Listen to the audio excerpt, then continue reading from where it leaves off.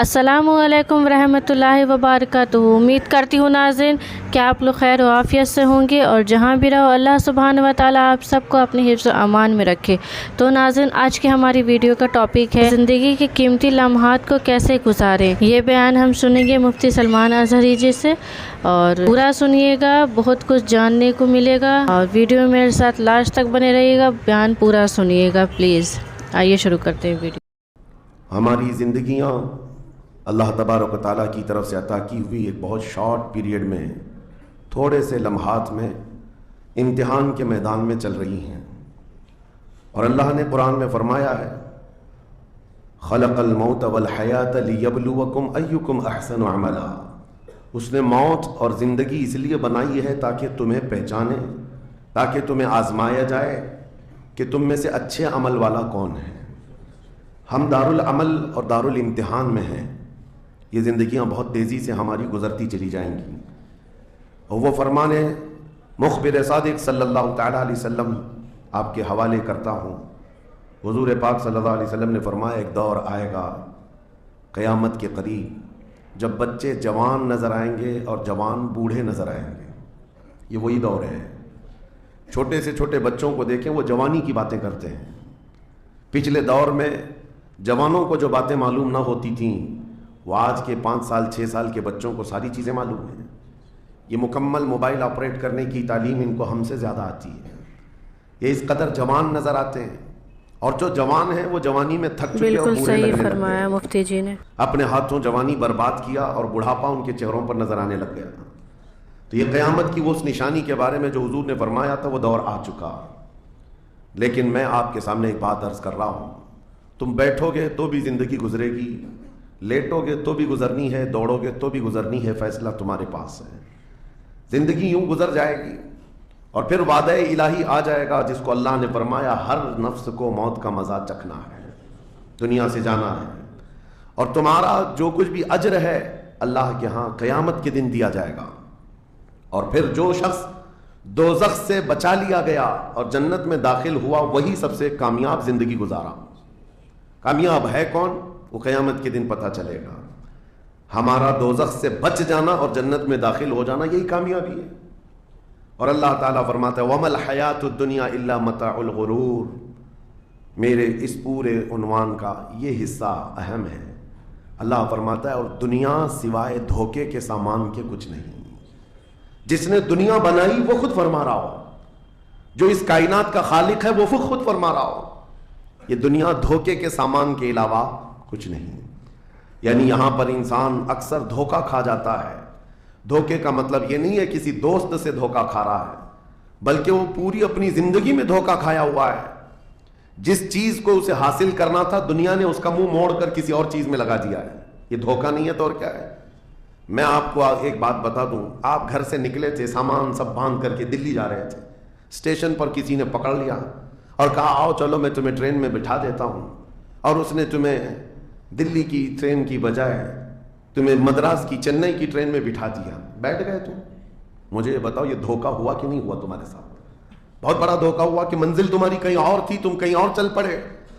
देखने को train same दिख रही थी, तुमने उसकी बात का यकीन किया और बैठ गए, और जब पहुंचे तो पता चला, नहीं मैं तो दिल्ली पहुंचा ही नहीं, मैं चेन्नई आ गया। जिंदगियां इसी तरह से गुजर रही हैं। तुम जिस रास्ते पर चल रहे थे, असल तुम्हारी मंजिल मदीने तैयबा है। तुम्हारा सफर हुजूर पाक के कदमों तक पहुंचना है, लेकिन ऐरा गैरा आता है और तुम्हें किसी दूसरे ट्रैक पर डालता है और तुम चल पड़ते हो उसकी बात पर। इसीलिए कुरान ने कहा, यह धोखे के अलावा कुछ नहीं मिलता यहां पर। दुनिया और दुनियादारों पर तुम कभी भरोसा ना करना, तुम अपनी मंजिल पर हमेशा तवज्जो रखना। तुम्हारी मंजिल ये नहीं है। इसीलिए शायर ने कहा था, गलत रवि से मनाजिल का बहुत बढ़ता है, मुसाफिरों रवि से कारवां बदल डालो। तुम टेढ़े मेढ़े चलते रहोगे तो मंजिल लंबी हो जाएगी, फासला दूर हो जाएगा। इसलिए चलने का तरीका बदल डालो, तुम्हारा सफर आसान भी हो जाएगा और मंजिल जल्दी पहुंच जाओगे। अब जो बात मुझे कहनी थी वो ये है, जिंदगी जब इतनी शॉर्ट है और आजमाइश के लिए तुम्हें यहां भेजा गया है, तो मुझे उन नौजवानों को देख करके कभी दर्द होता है जो रात भर नुक्कड़ पर बैठ करके अपने वक्त को जाया कर रहे होते हैं, जिनकी जिंदगियां उन्होंने अपनी जवानी अपने हाथों से बर्बाद कर रखी हैं। तुम्हें पता है, एक रात जो हमारी जिंदगी में आई, आज का दिन تم کروڑوں دولتیں لگا دو، یہ دن دوبارہ کبھی نہیں آئے گا تمہاری زندگی میں، کیا قیامت تک واپس نہیں آنا ہے اس دن کو. دنیا چل پڑی ہے، پیچھے کی طرف کبھی نہیں آئے گی. اللہ کا قانون ہے، یہ جو وقت گزر رہا ہے ہمارا دوبارہ ہماری زندگی میں کبھی نہیں آنا ہے. لیکن کتنے مزے سے، کتنے ٹھاٹ باٹ سے نوجوان، ہاتھ میں کچھ نہیں، آس پاس کچھ نہیں، عمل بھی کچھ نہیں، ایسے بے فکرے ہو کر کے زندگی گزارتے ہیں. تو سوچنا پڑتا ہے جس امت کو پوری دنیا آگ میں جھلسا چکی ہو، پوری دنیا اس امت کو اپنے نشانے پر رکھی ہو، اس امت کا غیور نوجوان رات بھر گیم کھیلتے ہوئے گزارتا ہے، اسے کسی چیز کا احساس نہیں. مجھے بتاؤ کیا ہماری کیفیتیں ایسی نہیں ہو گئی ہیں جیسے برائلر چکن ہوتے ہیں، فارم مرغیاں ہوتی ہیں، ان مرغیوں میں سے قصاب کسی کو بھی پکڑتا ہے، کاٹتا ہے، دوسری مرغیاں تو چرنے میں مصروف رہتی ہیں، کوئی آواز نہیں ان کی. ایک مرغی کٹی، دوسری مرغی کٹی، وہ کٹتی چلی جاتی ہیں، باقی مرغیوں کو کسی چیز کا احساس نہیں. کیا یہ زندگی گزارنے کے ایسے طریقے نہیں ہو گئے؟ آج ہمیں روز اٹھنے کے بعد ایک نیوز پہنچائی جاتی ہے کہ تمہیں کاٹا گیا، تمہیں مارا گیا. نہ جانے ہم کتنی مسجدوں کے مینار گرتے ہوئے دیکھ رہے ہیں، کتنے اولیاء کاملین کے مزارات کو جلا کر خاک کرتے ہوئے دکھائے جا رہے ہیں. اور ہمارے امت کے ساتھ یہ نہیں، بانی اسلام کی عزت کے ساتھ مذاق، یہ روزانہ نہیں چل رہا ہے.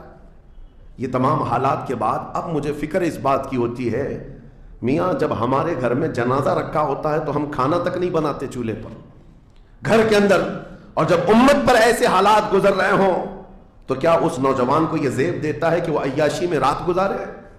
کیا اسے یہ زیب دیتا ہے کہ وہ نکڑ پر بیٹھ کر پوری رات کو تباہی کے اڈے پر گزارے؟ تمہارے ہاتھ میں تاش کے پتے، تمہارے ہاتھ میں شراب کی بوتلیں کیسے آ گئیں؟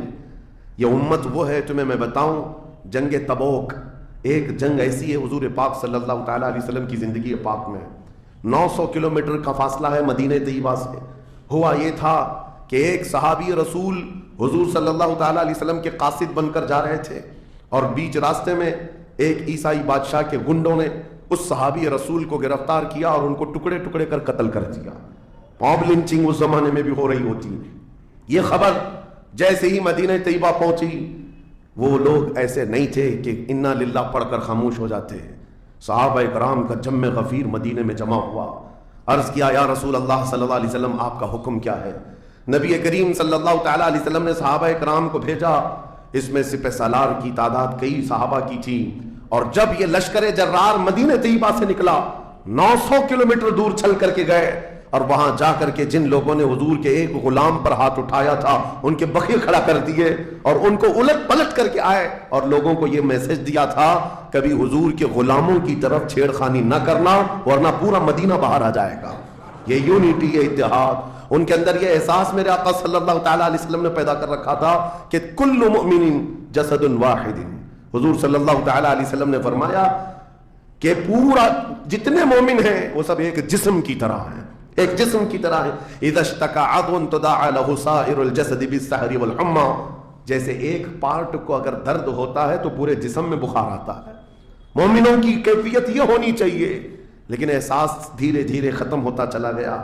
آج ہماری پستی کا ایک سبب یہ بھی بتایا جاتا ہے، جس کو شاعر نے کہا تھا قوت فکر و عمل پہلے فنا ہوتی ہے جب کسی قوم کی شوکت پہ زوال آتا ہے. سوچنے سمجھنے کی صلاحیت پہلے ختم ہو جاتی ہے.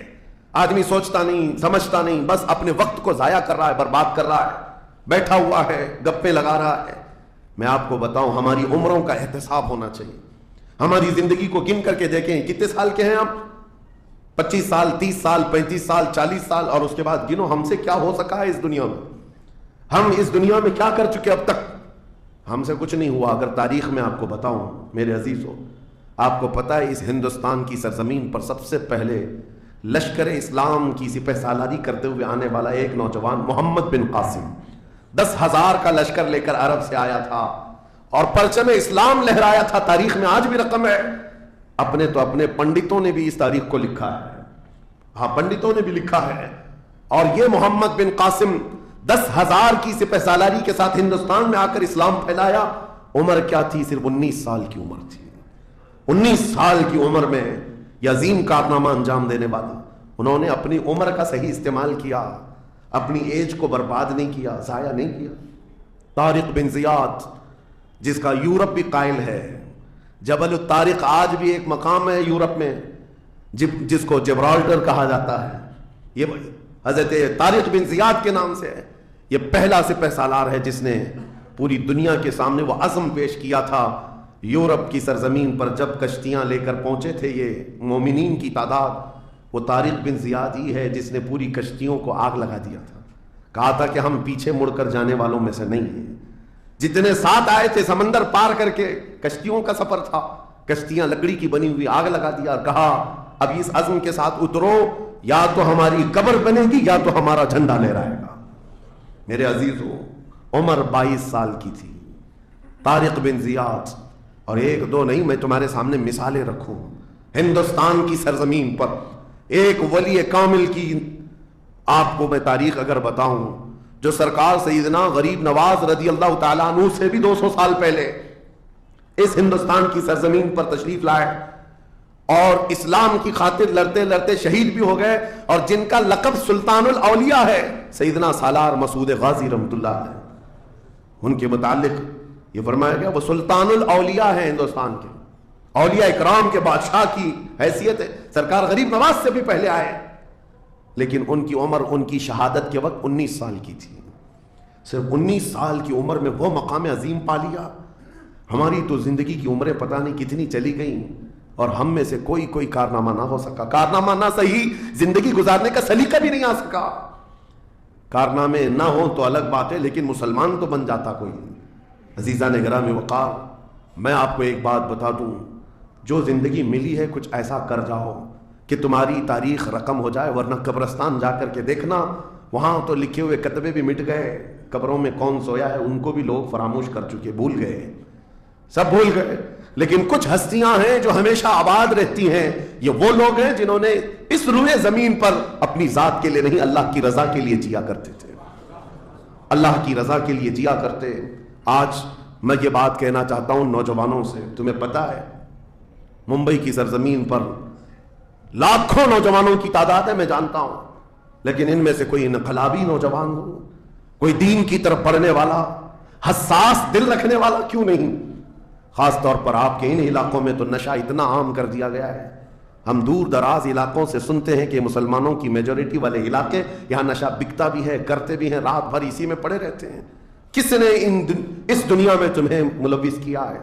یہ وہ قوم ہے جو قیصر و کسریٰ کو گھٹنے پر لے آئی تھی، یہ وہ قوم ہے جس نے دریائے دجلہ میں گھوڑے دوڑا دیے تھے، یہ وہ قوم ہے جس نے افریقہ کی جنگلوں میں بھی اذانیں دی تھی، یہ وہ قوم ہے جس نے یورپ کے کلیساؤں میں کلمہ توحید کو بلند کیا تھا۔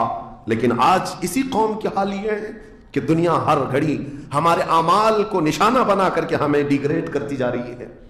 سمجھ جاؤ میرے عزیزو، کب تک اس زندگی کا اس طرح سے چلے گا؟ کیونکہ میرے آقا صلی اللہ تعالیٰ علیہ وسلم کو آج آپ کے سامنے میں یہ بات رکھتا ہوں، حضور اکرم صلی اللہ تعالیٰ علیہ وسلم کو آپ کیا سمجھتے ہیں؟ اپنی قبر انور میں وہ زندہ ہیں؟ ہم تو سنی ہیں، حضور اکرم صلی اللہ تعالیٰ علیہ وسلم اپنی قبر پاک میں زندہ ہیں، لیکن یہ بات بھی سمجھ کے چلو، حضور نے فرمایا ہر جمعرات کو میری پوری امت کے اعمال میرے پاس پیش کیے جاتے ہیں، تم میں سے، ہم میں سے، سب کے اعمال ہر جمعرات کو حضور کے پاس فرشتے سناتے ہیں، فلاں بن فلاں نے ہفتہ بھر یہ کام کیا ہے۔ حضور فرماتے ہیں اگر برے اعمال پیش ہوتے ہیں تو مجھے غم ہوتا ہے، میں استغفار کرتا ہوں اللہ کی بارگاہ میں، اور اچھے اعمال آتے ہیں تو شکر بجا لاتا ہوں، اس کے لیے دعا کرتا ہوں۔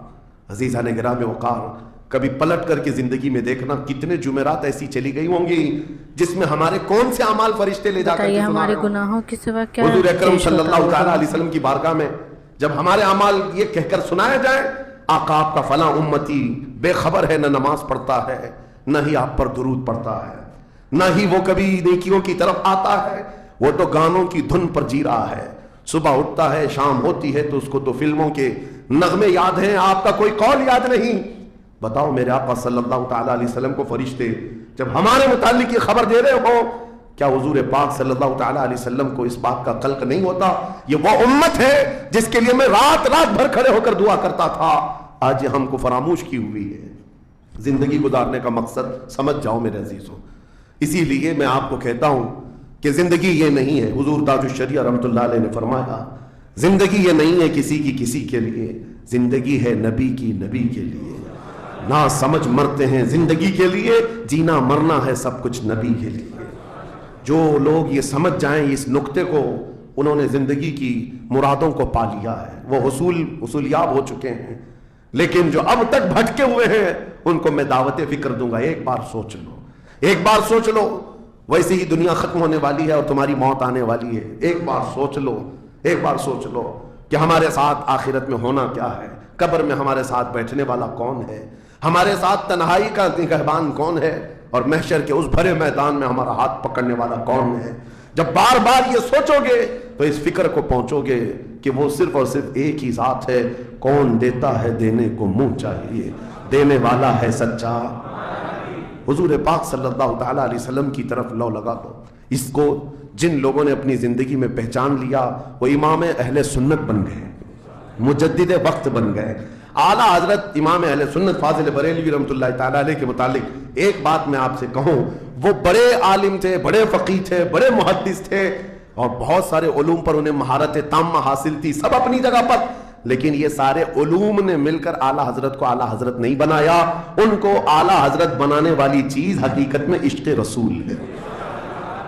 हुजूर पाक सल्लल्लाहु तआला अलैहि वसल्लम से बेइंतहा लगाओ, यह मकाम पैदा कर देता है, ये मकाम। वरना आलिम तो बहुत सारे, किताबें लिखने वाले भी बहुत सारे, लेकिन जिसने इश्क की बोली बोली दुनिया उसको पहचानने लग जाती है, दुनिया उसे पहचानने लग जाती है। जिंदगी का मकसद वो समझ गए कि उनकी गुलामी करने में ही यहाँ पर उरूज और तरक्की है। इसी को खानवादा आला हजरत से उनके पोतों तक भी ये फिक्र पहुंची। ताजुश शरिया ने फरमाया, बुल हवसन सीमो जर की बंदगी अच्छी नहीं, उनके दर की भीख अच्छी, सरवरी अच्छी नहीं। तुम जो सोच रहे हो जिंदगी के तौर तरीके ऐसे होने चाहिए, वैसे होने चाहिए, गुजार लो जितने दिन चाहे, बड़े बड़े बंगलों में, बड़ी बड़ी गाड़ियों में, बड़ी जायदादों में, लेकिन जिंदगी में वो इज्जत ना पाओगे जो मेरे मुस्तफ़ा के कदमों में मिलेगी, जो हुजूर की गुलामी में मिलेगी, वो इज्जत नहीं पा सकते। अज़ीज़ान गिरामी वक़ार, नबी करीम सल्लल्लाहु तआला अलैहि वसल्लम के उन सहाबा को देखते हैं जिन्होंने जिंदगी को जाया नहीं किया, एक पल भी जाया नहीं किया। आज मैं आपको इसीलिए कह रहा हूं, मौत आने वाली है, उससे पहले एक वक्त भी, एक लम्हा भी जाया होने मत देना, बर्बाद होने मत देना। जो वक्त है, मैं मिस्र में देखता था बसों में भी और कभी कभार टिकट काउंटर पे जो लाइन लगी रहती थी, एक स्टिकर लगाया गया था। अक्सर जगहों पर यह स्टिकर पढ़ने को मिलता था, इजअलुल इंतज़ार फिल इस्तिग़फ़ार, ये जो वेटिंग टाइम है इसको खाली खड़े होकर के मत गुजारो, इतनी देर इस्तिग़फ़ार करो और दुरूद पाक तो पढ़ो, वक्त को जाया ना करो। तुम्हारे पास अल्लाह ने वक्त दिया, बैठे हो तो पढ़ो, खड़े हो तो पढ़ो, क्योंकि ये वक्त तुम्हारा बर्बादी में नहीं लिखा जाएगा, तुम्हारा ये वक्त जाया करने वालों में नहीं लिखा जाएगा। अजीज़ान गिरामी वक़ार, आपको मैं एक बात बता दूं, जिन लोगों ने अपनी जिंदगियों में बड़े बड़े महल्लात बनाए, आज उनके लिए भी तारीख है, मगर किस अंदाज से, किस अंदाज से।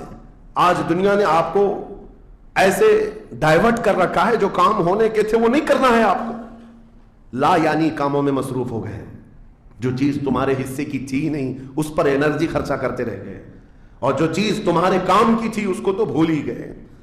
आपको मैं एक बात बता दूं, हो सकता है शाहजहां ने ताजमहल बनाया और फिर बादशाह कुतुबुद्दीन के ज़माने के निशानियां मौजूद हैं, लाल किले बन गए, कुतुब मीनार बन गया, बड़ी बड़ी इमारतें हैं, लोग ऊपर से नीचे देखने के लिए आते हैं। लेकिन मैं ये कहता हूं ये कोई कमाल की चीज़ें थी नहीं, कमाल की चीज़ें थी नहीं। लाखों लोगों की मेहनतें भी लगी, पैसा भी लगा और बड़ी इमारतें खड़ी करके चले गए।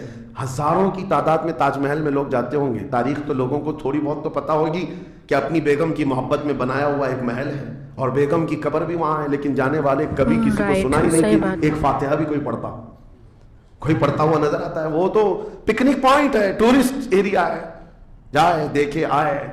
लेकिन मेरे अजीजों, ये बड़े बड़े महलात अपनी नामोरी के लिए बनाकर तो चले गए, लेकिन आओ बरेली शरीफ की सरजमीन पर एक मदरसा जो आला हजरत ने बनाया, मुबारकपुर की सरजमीन पर जामिया अशरफिया जो हुजूर हाफिज मिल्लत ने बनाया, ये इमारतें आज भी दावत दे रही हैं।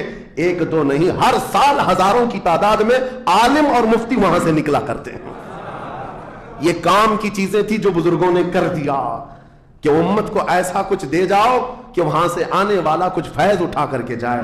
ताजमहल लेकर के क्या करना है, पैसे कमाना है या टूरिस्ट एरिया बनाना है, लेकिन एक ऐसा इदारा जिसमें पढ़ करके दुनिया रोशन होती और आखिरत भी रोशन होती। ہم سنیوں کے ہاں یہ چیزوں کی ضرورت تھی، ہمیں لا یعنی چیزوں میں مصروف کر دیا گیا ہے۔ میں اب تو آپ کو پتہ ہی ہوگا، مجھے تو جلسوں والا آدمی بنا دیا گیا، جہاں دیکھو پروگرام جلسے۔ میں اصل میں جلسوں والا آدمی تھا ہی نہیں، میں فیلڈ ورک کرنا پسند کرتا ہوں، کسی علاقے میں رہ کر کے قرآن کی تفسیر کرنا اور لوگوں کے درمیان رہنا۔ لیکن مسلسل سفر کا ایک تجربہ میں آپ کو بتا رہا ہوں، ہوں گے یہاں پر بھی بہار بنگال والے سب ہوں گے، بہار والے، بنگال والے، جھارکھنڈ والے اتنے جلسے کرتے ہیں، 365 دن بھی اگر ان کو تاریخ دی جائے تو بھی کم ہے۔ ایک اینالائز کرنے والے بہار کے رپورٹر ہیں، انہوں نے رپورٹ لا کر کے ہمارے سامنے بتائی کہ حضرت 2022 میں اسٹیٹ آف بہار میں 4000 جلسے ہوئے، 4000 جلسے۔ میں ان کا مخالف نہیں ہوں، لیکن ایک فکر آپ کو بتا رہا ہوں، 4000 جلسے، جن میں سے ہر جلسے کا کم سے کم خرچہ 5 لاکھ روپے، اس سے کم خرچہ کرتے نہیں، 6 مہینے چندہ کرتے ہیں، اس کے بعد بڑا جلسہ کرتے ہیں۔ کیلکولیشن کر کے دیکھا گیا تو سال میں 2000 کروڑ روپے خرچے ہوئے، 2000 کروڑ روپے۔ میرے عزیزوں، ٹھیک ہے یہ سب اپنی جگہ پر، لیکن پورے اسٹیٹ پر گھوم کر کے دیکھیں تو مسلمانوں کے نام کی ایک یونیورسٹی بھی نہیں ہے، کوئی ایک بڑا ادارہ نہیں قائم کر سکے۔ 2000 کروڑ کی بھاری رقم سال بھر خرچ کرنے والا غریب اسٹیٹ جس کو لوگ سمجھتے ہیں۔ میرے عزیزوں، میں یہ بات اس لیے عرض کر رہا ہوں، جن چیزوں میں تمہارا ذہن الجھ گیا یہ وہ تمہارے کام کی نہیں تھی۔ اعلیٰ حضرت نے بہت پہلے فرمایا تھا، یہ دنیا کا حال یہ ہے، شہد دکھائے زہر پلائے۔ یہاں پر چکا چوند دکھنے والی چیزیں وہ تمہارے حق کی نہیں ہے۔ اور ممبئی والے کیا کرتے ہیں؟ وہ تو بہار والے جلسوں میں ہیں، ممبئی والے کھچڑا کمپٹیشن کرتے ہیں۔ ہاں، اس محلے میں 51 دیگ بنی ہے تو ہمارے ہاں 60 دیگ بنے گی، 70 دیگ بنے گی۔ اور کھاتا کون ہے؟ جو پہلے سے کھائے ہوئے لوگ ہیں، دن بھر 5 ٹائم کھانے والے لوگ ہی کھچڑا کھا رہے ہیں۔ ثواب تو ان کے لیے تھا اس غریب کو کھلانے پر جس کے گھر میں ایک روٹی ہے تو دوسری روٹی نہیں ہے۔ کھلانا بالکل ثواب ہے، حدیثوں میں ملتا ہے، کھلانے سے بڑھ کر کے ثواب نہیں ہے، پہنانے سے بڑھ کر۔ سرکار غوث پاک کا یہ فرمان بھی ہے، میں نے ساری نیکیوں کو الٹ پلٹ کر کے دیکھ لیا، رحمان کو 2 نیکیاں سب سے زیادہ پسند ہیں، ایک بھوکوں کو کھلانا، ننگوں کو پہنانا، یہ 2 چیزیں۔ لیکن یہاں پر کن لوگوں کو کھلایا جا رہا ہے؟ ہم ہی لوگ تو کھاتے ہیں۔ ہمارے گھر میں بھی کھانا بن رہا تھا، ایک دن سڑک پہ بنا لیا، انٹرٹینمنٹ کر رہے ہیں۔ اور اس پر آپ یہ نہ سمجھیں کہ میں ان تمام چیزوں کا مخالف ہوں، کرو جتنی حیثیت ہے اتنی کرو، لیکن یہ نہیں ہے کہ ہمارا سارا کا سارا دار و مدار اسی پر ہے۔ سنیت اسی کا نام نہیں ہونا تو یہ چاہیے تھا کہ ہمارے پاس ایسا مضبوط قلعہ ہوتا جو ہر زمانے میں میرے مصطفیٰ کی عزت پر پہرا دینے والے سپاہی وہاں پر تیار ہو رہے ہوتے۔ ہمارے پاس نہیں ہے ان تمام چیزوں کی، اس لیے مجھے درد ہوتا ہے اس بات کا کہ ہم نے جن چیزوں کے لیے اللہ تعالیٰ سے امانت لی تھی، ہمیں اللہ تعالیٰ نے نوازا تھا، وہ ہماری رقم بھی غلط جگہ جاتی ہے، ہماری زندگی کا وقت بھی غلط جگہ جا رہا ہے۔ عزیزان گرامی وقار، ان سب چیزوں کا سوال ہوگا قیامت کے دن ہم سے، ہر چیز کا سوال ہوگا۔ اگر ہم نے وقت کو ضائع کیا ہے اور اپنا مال بھی غلط جگہ استعمال کیا ہے، ہر جگہ ہماری پکڑ ہوگی، ہماری پکڑ ہوگی۔ ایک ہفتہ قبل میں نے سنا، ہمارے چاہنے والے ہیں عزیز، انہوں نے کہا ایک درگاہ پہ گئے تھے، سنا ہے ایک بہت بڑے سیٹ ہیں، وہ 2.25 کروڑ کا صرف دروازہ بنا رہے ہیں اللہ کے ولیوں کے آستانوں پر۔ میرے عزیزوں، یہ اللہ کے وہ ولی ہیں، نہ تمہارے دروازے کے محتاج ہیں، نہ تمہاری چادر کے محتاج۔ ان کے انتقال کے بعد جو ان کو اللہ نے مقامات دیے وہ تم نہیں پہنچا سکتے، وہ تو اللہ تعالیٰ کے رحمت میں ہے، جنہیں اللہ تعالیٰ جنت کے جوڑے پہنا چکا ہو، جن کے لیے جنت کی ہوائیں چل رہی ہوں۔ ان اولیاء کے مشن کو زندہ کرنا حقیقت میں ایصال ثواب، ان کے لیے سب سے بڑی نظر و نیاز یہی ہے۔ ماررہ مطہرہ میں حاضر تھا، بڑی خوشی ہوئی، صاحب سجادہ نے بڑھ کر کے یہ اعلان کیا تھا، آنے والے زائرین جتنے سنی آتے ہیں، ہم ان سب سے کہتے ہیں کہ ہمارے اولیاء جتنے یہاں آرام کر رہے ہیں، ان اولیاء کو جو چادریں ڈالنی تھی وہ ہم ڈال چکے، تمہاری طرف سے اب کسی چادر کے لانے کی ضرورت نہیں، اور اگر لانا ہی چاہتے ہو ایک دوپٹہ لے جاؤ اور غریب بہن کے سر پر اڑا چھو۔ یہ پیغامات تھے خانقاہوں کے، حقیقت میں یہی امت کا کام ہے۔ عزیزان گرامی وقار، لا یعنی کاموں میں پڑھ کر کے ہمارا وقت جو برباد ہوا اس کی تلافی مشکل ہے، بہت مشکل ہے۔ اس لیے میں صرف یہ میسج دینا چاہوں گا کہ زندگی کے اس پوائنٹ پر آج ہم آ چکے ہیں جہاں آندھیاں، طوفان، ہر طرح سے ایک بہت بڑی آزمائش میں ہم گرفتار ہیں. کن کن چیزوں کا علاج کیا جائے سمجھ میں نہیں آتا. کبھی کبھار میں بیٹھ کر سوچتا ہوں گھر میں اگر گیس کا پائپ بھی لیک ہو گیا, آگ بھی لگی ہے, پانی کا پورا فوارہ بھی آ رہا ہو, کچرا بھی گرا ہو, تو آدمی سوچنے لگ جاتا ہے کس چیز کو روکوں, پانی کو روکوں, گیس کو روکوں, آگ کو روکوں, کچرا اٹھاؤں, کیا کروں سمجھ میں نہیں آتا. یہ حالات آج ہمارے ساتھ ایسی ہو گئے, ہم کن کن چیزوں کا مقابلہ کریں سمجھ میں نہیں آتا. اور پھر اس پر مزید جب ہم اپنی قوم کی طرف دیکھتے ہیں, یہ تو گیم چلاتے ہوئے مزے سے بیٹھے ہوئے ہیں, ایسا لگتا ہے انہیں کسی چیز کی فکر ہی نہیں. شاعر نے کہا تھا جگہ جگہ کے تھک چکے ہیں تمہیں یہ ہنگامے, نشاط لذت خواب گرام بدل ڈالو, اٹھو وہ کرنا حشر نہ ہوگا پھر کبھی, دوڑو کہ زمانہ چال اپنی چل گیا. میرے عزیزوں بس وقت کا احساس تمہارے اندر آ جائے, ضائع نہ کرو. میرے آقا صلی اللہ تعالیٰ علیہ وسلم کی ایک بات میں تمہیں بتا دیتا ہوں. آپ یہ سوچتے ہیں بہت سارے نوجوان خالی فالتو اسی لیے بیٹھے ہوئے, میرے اسٹیٹس کے مطابق کام نہیں ملتا, میرے اسٹینڈرڈ کے مطابق مجھے کام نہیں ملتا, برباد کیے جا رہے ہیں اپنی زندگی اور لوگوں پر بوجھ بنے ہوئے ہیں. میں ان کے بارے میں بتاتا ہوں. سید الانبیاء رسول مختار صلی اللہ تعالیٰ علیہ وسلم اگر وہ چاہیں تو روزانہ ان کے گھر جنت کا دسترخوان اترے, اگر وہ چاہیں تو سونے اور چاندی کے محلات میں زندگی گزاریں. لیکن جانتے ہو نبی کریم صلی اللہ علیہ وسلم ایک دن سیدہ فاطمہ الزہرا کے گھر آئے, دیکھا حسنین کریمین تاک میں دبکے ہوئے بیٹھے, پیٹ پیٹ سے لگا ہوا ہے, آنکھیں اندر ہیں. حضرت فاطمہ بھی بیٹھی ہوئی, آواز کسی کی نہیں. حضور رحمت عالم صلی اللہ علیہ وسلم نے پوچھا فاطمہ کیا حال ہے, گھر میں خاموشی کیوں ہے؟ سیدہ کائنات نے کہا ابا جان پچھلے 4 دن سے ہمارے گھر میں کوئی کھانا نہیں. حضور پاک صلی اللہ تعالیٰ علیہ وسلم نے یہ نہیں فرمایا کہ ابھی بلاتا ہوں جبرائیل کو, ابھی دسترخوان لاؤ, ابھی میرے گھر کے کھانے کے انتظامات کرو. چاہتے تو حضور آرڈر دے دیتے, ساری نعمتیں آ جاتی. لیکن حضور نے کیا فرمایا سنو. فاطمہ الزہرا سلام اللہ علیہا سے کہتے فاطمہ انتظار کرو, تمہارا بابا جائے گا. یعنی خود اپنے بارے میں کہتے میں جاتا ہوں, دیکھتا ہوں کوئی مزدوری مل جائے, میں کام کر کے اپنے بچوں کو کھانا لے کر جاؤں گا, کام کر کے کھانا لاؤں گا, مانگ کر کے نہیں. حضور رحمت عالم صلی اللہ تعالیٰ علیہ وسلم جو سید الانبیاء ہیں, جن کے قدموں کا بوسہ جبرائیل امین لیتے ہوں, وہ چل کر کے مدینے کے باہر آئے. گرمی کی تپش الگ ہے, دھوپ ہے, باہر آئے. ایک باغیچہ تھا جس میں مالی کام کر رہا تھا, باغبان. حضور رحمت عالم صلی اللہ علیہ وسلم اس کے پاس جا کر پوچھتے ہیں تیرے باغیچے میں کوئی کام کرنے کے لیے ہے, کام مل سکتا ہے؟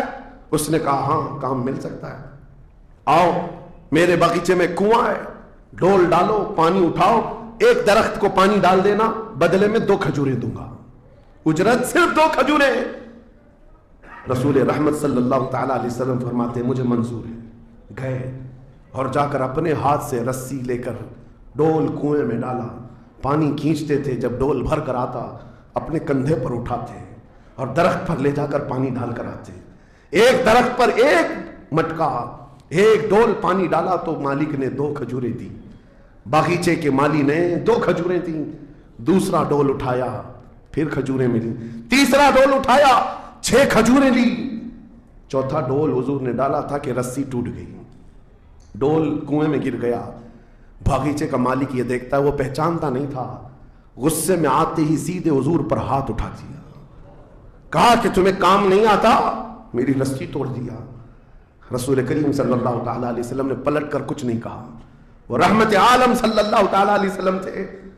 وہ 6 کھجوریں لے کر کے واپس مدینے آئے, کہا فاطمہ کہاں ہیں بچے, کہاں ہیں؟ یہی 6 کھجوریں حضور نے لا کر اپنے منہ سے چبا کر ان بچوں کے منہ میں ڈالا اور کہا آج تک روئے زمین پر کوئی نبی ایسا نہیں آیا, 1,24,000 کم و بیش نبیوں میں ہر نبی نے اپنے ہاتھوں کی کمائی کھائی ہے, اپنے عمل کی کمائی کھائی ہے. رحمت عالم صلی اللہ تعالیٰ علیہ وسلم نے جب وہ مالک کل ہے, بلکہ جنت کی چابیوں کے مالک, ساری زمینوں کے خزانوں کے مالک, کل جہاں ملک اور جو کی روٹی غذا, اس شکم کی قناعت پہ لاکھوں سلام, وہ لمبے لمبے ہاتھوں سے بھیک دینے والے آقا, سب کچھ ہونے کے باوجود اگر کسی ایک باغیچے میں ڈول اٹھا کر پانی بھرتے ہوں تو اسی لیے نہیں کہ ان کے ہاں کوئی مجبوری تھی, بلکہ امت کو یہ درس دینا تھا, اے امت کے غیور نوجوانوں, تم کبھی خالی نہ بیٹھنا, مجھے دیکھنا اور عمل کرتے رہنا, اور اللہ تعالیٰ تمہیں دروازے رزق کے ضرور کھولے. خالی بیٹھے ہوئے وقت برباد کرنے والے لوگوں کو میں اکثر یہ بات سناتا ہوں، اے میرے عزیزوں، مسلمان محلوں میں جہاں سے بھی گزرو حال یہی ہے، رات کو 4 بجے تک ان کے ہاں روشنیاں کس بات کے لیے؟ میاں کیا فکر ہو رہی ہے؟ کس بات کی یہاں میٹنگ چل رہی ہے؟ چرچے کس بات کے؟ امت کی تباہی کے چرچے کس بات کے؟ گپیں لگ رہی ہوتی ہیں، کچھ نہیں۔ ان دوسری قوموں کو دیکھو جو فجر سے پہلے اٹھ کر کاموں پر بھاگ جاتی ہیں، سورج ڈوبنے سے پہلے وہ گھروں پر آ جاتے ہیں۔ آج تمہارے اخلاق و کردار کسی اور نے لے لی، اڈاپٹ کر لیے، اور تم کو لوگوں کو ایسا چھوڑ دیا گیا بے قائد کے، بے قیادت کے۔ بہرحال میرے عزیزوں، بدلنا چاہیں تو آج بھی ہم بدل سکتے ہیں، صرف ایک نقطہ ہے بدلنے کے لیے، ایک نقطہ ہے۔ میری باتیں چھوڑ دو، مقررین کو سنتے ہو سکتا ہے لوگ یہ کہتے ہیں مولانا لوگ ایسا بولتے ہیں ویسا بولتے ہیں، تمہاری فکریں سب اپنی جگہ پر۔ میرے عزیزوں، میں تو بہت نکما آدمی ہوں، میں تو ایک چھوٹا طالب علم بھی نہیں ہوں، جہالت میرے اندر بھی ہے، لیکن میں آپ کو یہ کہنا چاہتا ہوں، اگر دل کے اندر ہلچل مچ سکتی ہے، انقلاب لانے کی فکر آ سکتی ہے، تو ادھر ادھر کی باتیں چھوڑو، آمنہ کے لال کی طرف دیکھو، حضور اکرم صلی اللہ تعالیٰ علیہ وسلم کی طرف تمہارا دل متوجہ ہو گیا تو میں کہتا ہوں تمہاری دھڑکنیں تیز ہو جائیں گی، تم بدل لو گے اپنی زندگی کو، اور اس کے بعد ایک دن آئے گا پھر تم یہ پکار کر کہو گے جو بریلی والے نے کہا تھا، یا رسول اللہ دہن میں زبان تمہارے لیے، بدن میں ہے جان تمہارے لیے، ہم آئے یہاں تمہارے لیے، اٹھے بھی وہاں حضور کے لیے جینے کا سلیقہ مل جائے گا۔ لیکن شرط صرف اتنی ہے، آج سے ایک وظیفہ دے کر کے جا رہا ہوں، جمعہ کو، پہلے بھی میں نے ایک بار کہا تھا، جب بھی جمعہ آئے گھر پر اب جاتے ہیں، گھروں میں اچھا کھانا بنتا ہے، میرے عزیزوں اپنے بچوں کو لے لو، بیٹھ جاؤ دسترخوان پر، لیکن گھر میں یہ قانون لگا دینا، بیوی بھی بیٹھے، ماں بھی بیٹھے، بہن بھی بیٹھے، بچے بھی بیٹھے، جس کے گھر میں جتنے لوگ ہو دسترخوان پر بیٹھے، اس وقت تک ہم لقمہ نہیں اٹھائیں گے جب تک 100 مرتبہ میرے مصطفیٰ پر درود نہ پڑھ لیں۔ حضور صلی اللہ تعالیٰ علیہ وسلم کو یاد کرنے کا ماحول گھروں میں آ جائے، پھر دیکھنا زندگی کی بہاریں تم اپنی زندگی میں دیکھ لو گے، ہر گلی میں انشاءاللہ العزیز یہ ماحول بن جائے، پھر کوئی باہر سے آیا ہوا اجنبی تمہارے محلوں میں آ کر کہے گا یہ ممبئی کا محلہ نہیں، مدینے کی گلی نظر آتی ہے، یہاں سے خوشبو مصطفیٰ نظر آتی ہے۔ ہماری عورتوں کے اندر، ہماری بچیوں کے اندر پردے کی پابندیاں ہماری تقریروں سے نہیں، حضور کی محبت سے آ سکتی ہے۔ نوجوانوں کے اندر نشہ سے نفرت تقریروں سے کم، لیکن میرے مصطفیٰ کی محبت سے آ سکتی ہے، کیونکہ حدیثوں میں ہم نے پڑھا ہے وہ مدینے کے لوگ جو 50 سال پرانی شراب پیتے تھے، ایک فرمان مصطفیٰ کیا آیا، انہوں نے اپنے پرانے مٹکے تک توڑ ڈالے، لبوں تک لگی ہوئی شراب کو پٹک دیا کہ اب نہیں، اس لیے کہ مخبر صادق نے فرما دیا ہے، رحمت عالم نے فرما دیا ہے، یہ محبت کا تقاضا تمہیں ہر برائی سے دور لے آئے گا۔ اسی کو اقبال نے کہا تھا کہ محمد سے وفا تو نے تو ہم تیرے ہیں، یہ جہاں چیز ہے کیا لوح و قلم تیرے، ہر چیز کا علاج اس میں مضمر ہے، ہر چیز کا علاج اس میں پوشیدہ ہے۔ سچ کہا کرتے تھے بچپن میں جو شاعر ہم سنتے آتے تھے، ہر درد کی دوا ہے صلی علی محمد، تعویذ ہر بلا ہے صلی علی محمد، حضور کا نام پاک ہر درد کے لیے دوا بھی ہے، شفا بھی ہے، اور بیماریوں سے چھٹکارے کے لیے کنسنٹریشن، ایک جگہ توجہ مرکوز کر لو۔ آج سے اپنے دل میں یہ احساس پیدا کرو میں اس کا اس کا نہیں ہوں، لوگوں نے مجھے بنا رکھا ہے، یہ اس کا فین ہے، اس کا فین ہے، نہیں۔ بیدم وارسی کو پڑھو، کیا کہتے تھے اللہ والے، میرے عزیزوں، کہتے ہیں بارگاہ مصطفیٰ میں یوں عرض کرتے ہیں، سگے طیبہ سب کہہ کے پکارے بیدم، یہی رکھیو میری پہچان مدینے والے۔ یہ دعا کرتے تھے بیدم وارسی کہ اے اللہ کے نبی، اے مدینے کے تاجدار، ساری دنیا مجھے میرے باپ کے نام سے نہیں، مدینے کا کتا کہہ کر کے پہچانا کرے۔ اپنی پہچان یہ بنا لیا کہ دنیا مجھے دیکھے تو آپ کے نام سے جوڑ کر کے دیکھے، یہ ان کا غلام ہے، یہ ان کا غلام ہے۔ اس بات پر تمہیں بھی فخر ہونا چاہیے، زندگی ایسی گزارو کہ دنیا تمہیں کسی اور کا نہیں، تاجدار مدینہ کا غلام کہنے لگ جائے۔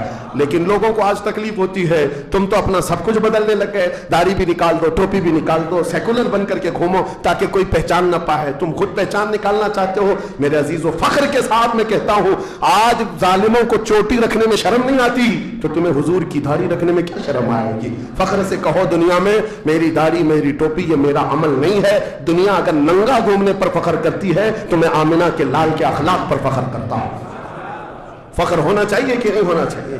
زندگی گزارنے کے طور طریقے یہ ہیں، ہم بہت جلدی حضور کے پاس جانے والے ہیں، بہت جلدی قبروں میں ان کی زیارت کرنے والے ہیں، بہت جلدی ہماری آنکھیں بند ہوں گی اور قبر میں لے جایا جائے گا اور وہاں پر حضور کا دیدار ہونا ہے۔ عقیدہ ہے یا نہیں؟ حضور کا دیدار ہونا ہے۔ تو میرے عزیزو، آج جمعہ کے لیے آتے ہو تو کپڑے بدل کے آ جاتے ہو، عطر لگا کے آ جاتے ہو، سرما لگا کے آتے ہو۔ زندگی ایسی گزارو جس دن ملک الموت بلائے چلو چلنا ہے حضور کے پاس، تو تیار رہو، وہ چہرہ لے کر جانا ہے جو حضور کو دکھانا ہے، جو حضور کو دکھانا ہے۔ سنی تو وہ ہے جو مرنے سے بھی نہیں ڈرتا اور یہ کہتا ہے کہ قبر میں جانے کے بعد بھی فرشتوں سے ہم یہی کہیں گے، اب تو پائے ناز سے اے فرشتوں کیوں اٹھو، مر کے پہنچا ہوں یہاں اس دل ربا کے واسطے، مر کے پہنچا ہوں یہاں اس دل ربا کے واسطے۔ حضور کے لیے جینے والا کبھی موت سے بھی نہیں بھاگتا، ڈرتا نہیں ہے۔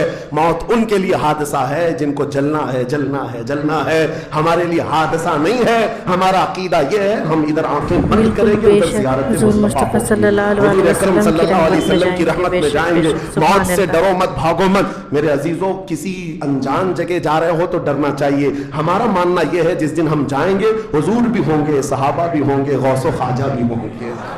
انشاءاللہ العزیز زندگی ایسی گزارو کہ ان اکابرین کی جماعت میں ہم جائیں گے اور میرے آقا صلی اللہ تعالیٰ علیہ وسلم ہمیں قبول کر لیں گے۔ حضور تاج الشریعہ رحمۃ اللہ تعالیٰ علیہ اپنے جانے سے پہلے یہ فرما کر کے گئے اپنے ایک نعتیہ دیوان میں، یا رسول اللہ میں مروں تو میرے آقا یہ ملائکہ سے کہنا اسے کوئی مت جگانا، ابھی آنکھ لگ گئی ہے، ابھی آنکھ لگ گئی ہے۔ اللہ کریم ہمیں وہ زندگی عطا فرمائے جو دنیا کی تھکن سے چور ہو کر جب آخرت کے سفر پر جائے تو میرے آقا کی رحمت والی جھولی ہمیں سامنے نظر آئے، میرے آقا کا حسین چہرہ پاک ہمارے قبروں میں نظر آئے۔ اللہ کریم ہم سب کو زندگی ضائع کرنے سے محفوظ فرما دے، ہمیں کام والا بنائے، نفع والا بنائے، ہر طرح سے مولا امت مصطفیٰ کا حق ادا کرنے والا نوجوان بنائے، اور قیامت کے دن مولا کریم ہمارا حشر مصطفیٰ کریم کے صحابہ کے ساتھ فرمائے، ان کے جھنڈے تلے ہم سب کو مولا تعالیٰ ایک ساتھ جمع فرمائے۔ دعا یہ کرتے ہیں صبا وہ چلے کہ باغ پھلے، وہ دن وہ پھول کھلے کہ دن ہو بھلے، لوا کے تلے، لوا کے تلے ثنا میں کھلے رضا کی زبان تمہارے لیے، لوا کے تلے ثنا میں کھلے ہم سب کی زبان یا رسول اللہ تمہارے لیے۔ وآخر دعوانا الحمدللہ۔ وعلیکم السلام۔ تو ناظرین، آج کی بیان تو واقعی میں بہت زیادہ ہی انفارمیٹو تھا، بہت کچھ جاننے کو ملا، جو معلوم نہیں تھا وہ بھی جاننے کو ملا۔ اور جیسے کہ مفتی جی نے بتایا کہ صحیح بات ہے، بہت سے نوجوان ہیں، ہم ہیں، آپ ہیں، بہت سے لوگ ہیں جو ٹائم کو ویسے ہی ضائع کرتے ہیں گیم کھیلنے میں، سوشل میڈیا پہ ادھر ادھر، صرف ٹائم کی بربادی کرتے ہیں اور کچھ نہیں۔ اگر اسی ٹائم میں ہم اللہ کا کلام پڑھ لیں، ذکر کر لیں، تو وہ ٹائم ہمارا ضائع میں نہیں لکھا جائے گا۔ دعا کرتے ہیں کہ اللہ پاک ہمیں سمجھنے بوجھنے کی توفیق عطا فرمائے، اور جو مفتی جی نے فرمایا کہ بے شک حضور مصطفیٰ صلی اللہ علیہ وسلم اپنی قبر میں زندہ ہیں، اور ہر ہفتے فرشتے ان کے پاس ہمارے اعمال بتاتے ہیں کہ آج آپ کی امتی نے بھلا کام کیا، یہاں ٹائم برباد کیا، فلموں کے گانے ادھر ادھر ٹائم ضائع کیا، آپ کے قول آپ کی سنت تو یاد ہی نہیں انہیں۔ تو واقعی میں مجھے بہت اندر سے فیل ہوا، احساس ہوا کہ سچ میں ہم اپنے ہر ایک دن کو کیسے ضائع کر رہے ہیں۔ اور حضور مصطفیٰ صلی اللہ علیہ وسلم جنہوں نے راتوں بھر رات بھر کھڑے ہو کر اللہ سے ہمارے لیے بخشش کی دعا مانگی، اور ان کی ہی امتی جو ہم ہیں وہ اس طریقے سے ٹائم کو ضائع کر رہے ہیں، انہیں یاد نہیں کرتے، ان پر درود نہیں بھیجتے۔ صحیح بات ہے، انہیں کتنا دکھ ہوتا ہوگا۔ اور دعا ہے کہ اللہ سبحانہ و تعالیٰ، اللہ پاک ہم سب کو صحیح راستے پر چلنے کی توفیق عطا فرمائے، ہم سے جتنے بھی اب تک بھول چوک ہو چکے ہیں جانے انجانے میں انہیں معاف فرمائے۔ اور آج سے عقیدہ کرتے ہیں کہ ہم اپنے ٹائم کو بالکل بھی ضائع نہیں کریں گے، برباد نہیں کریں گے، اور جتنا ہو سکے اتنا مصطفیٰ صلی اللہ علیہ وآلہ وسلم پر درود بھیجیں گے۔ تو ناظرین، اگر ویڈیو اچھی لگی ہے تو ویڈیو کو لائک اور شیئر کر دیجیے گا، اور میرے چینل پہ آپ نیو ہو اور ایسے ہی ویڈیو آپ چاہتے ہو تو میرے چینل کو بھی سبسکرائب کر لیجیے گا۔ پھر ملتے ہیں ایسے ہی ویڈیو کے ساتھ، تب تک کے لیے اللہ حافظ۔